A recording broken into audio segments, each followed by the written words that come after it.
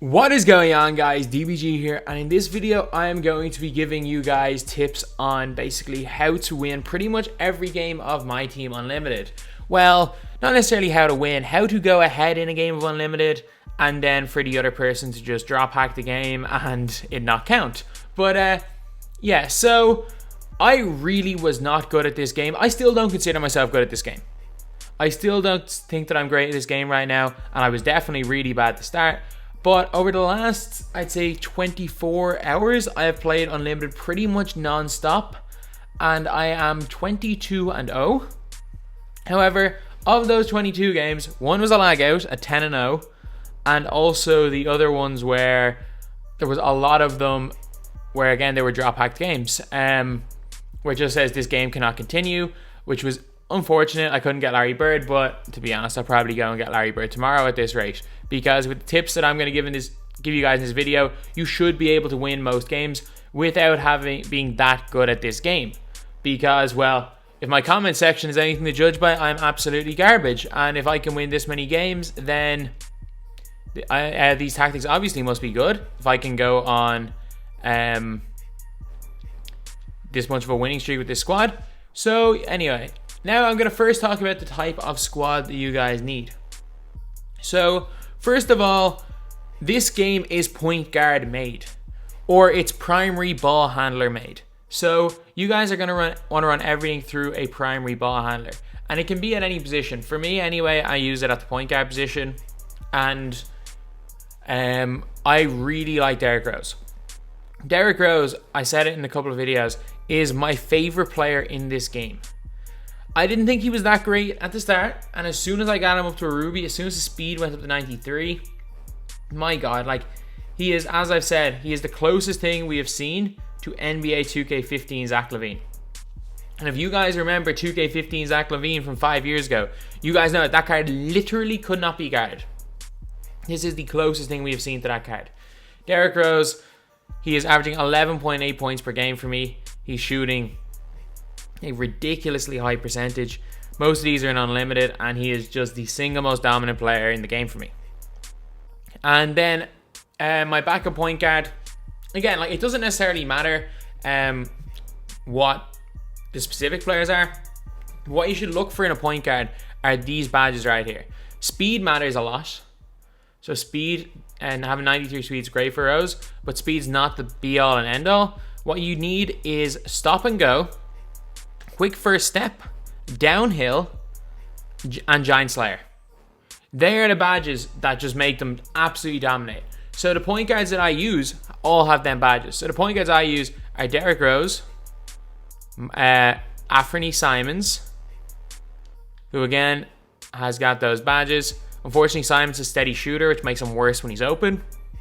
And for everyone saying, oh, it doesn't make them worse when he's open, it literally says it on the badge, and the devs have literally come out and said it makes shooters worse when they're open. So it's an unfortunate badge for him to have. But he does have a good mid-range, good 3-ball, decent dunk, and is relatively tall at 6'4" for a point guard. Okay, so you need to finish the squad. Other players that you can use so many at the point guard position, and they all do a similar thing. Lillard is good.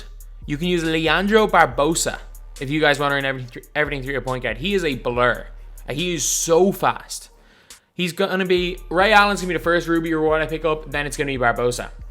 They fixed Barbosa's release. Is not broken this year for the first time in a long time. Barbosa's release is so good. And now we are going to go on to the two guards. 2 and 3, length and shooting. And I know shooting is not the biggest deal in the world, but it's still important. And you don't need to look at rating, because all that matters is green releases. And a high rating doesn't necessarily mean more greens. So what you need is cards that you know their releases. So for me, Luke, how do you pronounce that name? Luke Kennard. Is that wrong? Kennard, Kennard, Kennard. People are saying I'm pronouncing it wrong. But and then at the 3, I'm gonna run someone like a Terrence Ferguson, who I really like his release. Off the bench, let's just say, what's his name? Isaiah Ryder and Janan. I like all these guys' releases. So all 4 of these guys can all attack the basket moderately well. Musa, Ryder, and Terrence Ferguson have the stats, but surprisingly enough, Kennard can actually attack the basket well. So what you just need is bigger than 6'4", can hit open jumpers, can attack the basket and score open layups. That's literally what you need from your wings. Unless, for example, your primary ball handler's on your wing, then you can use that at the point guard position. But you literally just need one person slashing to the basket and a bunch of guys that can hit open shots, and that's pretty much it. I know open shots aren't the easiest things to hit this year, but if you do have players' releases down, you can green them consistently. You're still going to shoot about 50-ish% from three, which is not bad at all. And then at the power forward position and center, for me, anyway, the power forward position, I just use stretch fours. There is no point, because everyone helps in. There is no point not using stretch fours.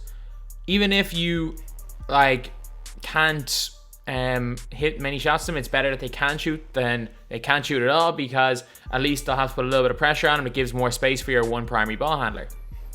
And again, use guys you like their releases. Semi Ojeleye, I really like his release, and everyone wondering how to upgrade him because you need 40 in one game. Play a game of domination on rookie. And Manu Bielitsa, I like his release. I hit a lot of shots with him. At the center position, this one is a weird one. So there's two ways you can go about it, and I would advise you guys to have 4 centers in your team, and I'm going to explain it now. So first of all, I like to go out with stretch 5s. So let's see, Miles Turner. I like to go out with stretch 5s, but sometimes stretch 5s can be a little bit of a liability. And the other alternative, for a lot of people that don't like stretch 5s that works really well, are the Giants. So you get in a Sean Bradley, you get in a Mirasan, you get a Boban Marjanovic.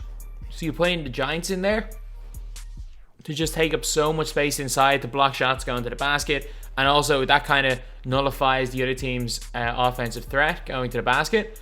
But for example, if they've got, say, a Sean Bradley inside and you have a Sean Bradley guarding him, suddenly it means Sean Bradley can stay inside and block a lot of shots. You've got to kind of change it up a little bit, which is why I like using stretch 5s like Hartenstein, who has an 81 shot 3, and Miles Turner, who can shoot the mid and shoot the 3 ball quite well.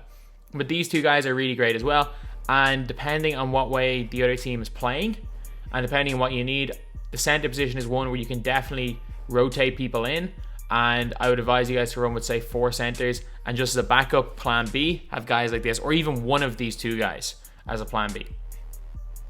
And then also, because if you're running, whatever position you're running through, whether it's small forward, 2 guard, point guard, power forward, if you want to use a Simmons and Giannis to your primary ball handler, always have a third primary ball handler at the end of your bench, which is why I've got Bob Sura here.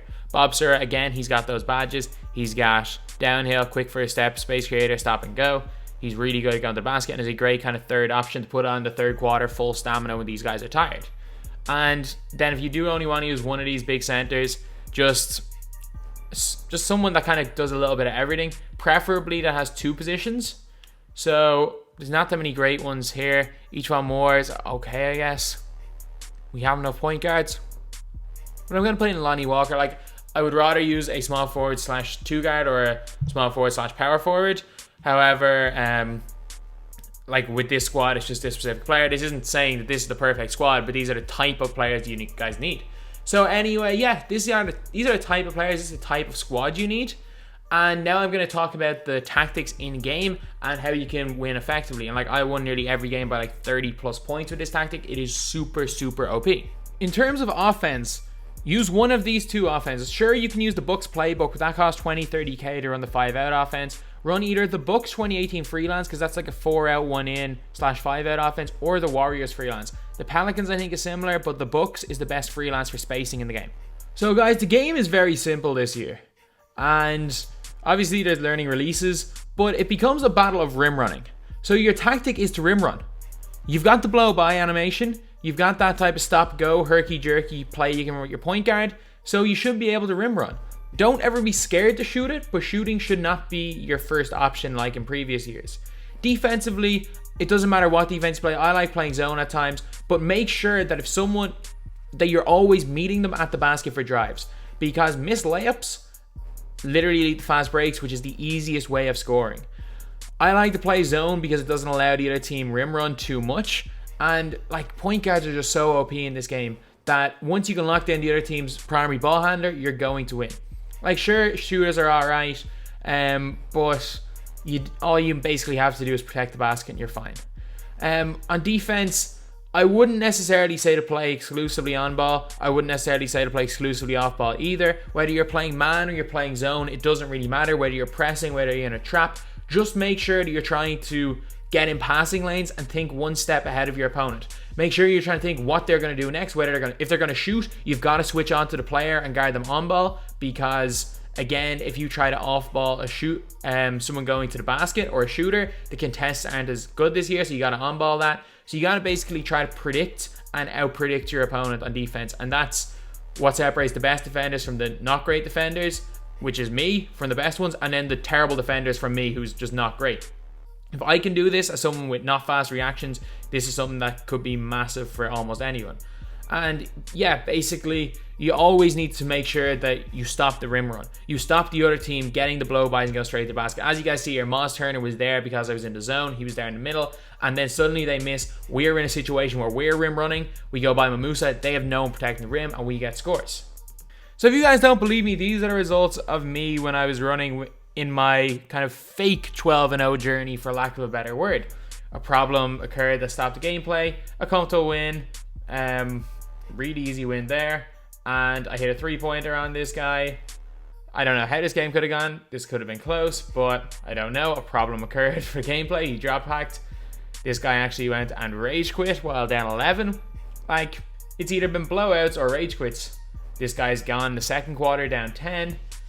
A very, very handy win by the looks of it. Nope. An error occurred. This guy here, a subscriber, saying he was about to cheese me. I'm up 31 points in the third quarter. And guess what? An error has occurred to prevent gameplay. Great. And this game here, down 22 at halftime, quit.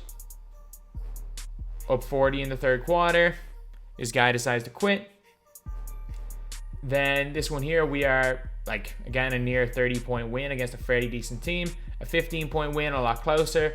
And then I disconnected from my next game before it started. So anyway, that's the video. I've played a lot of offline online game modes, and this seems to be the easiest tactic to win games. While shooting is not a big priority this year, you still have to be able to shoot with players, otherwise they can camp in the key like what I do, and a lot of players don't shoot. But it is literally a game between who can rim run the best and who can protect the rim. If you're missing a bunch of shots and letting your opponent run fast breaks, you are going to struggle, because fast breaks are without doubt the easiest way to score because of how OP point guards are with the downhill badge.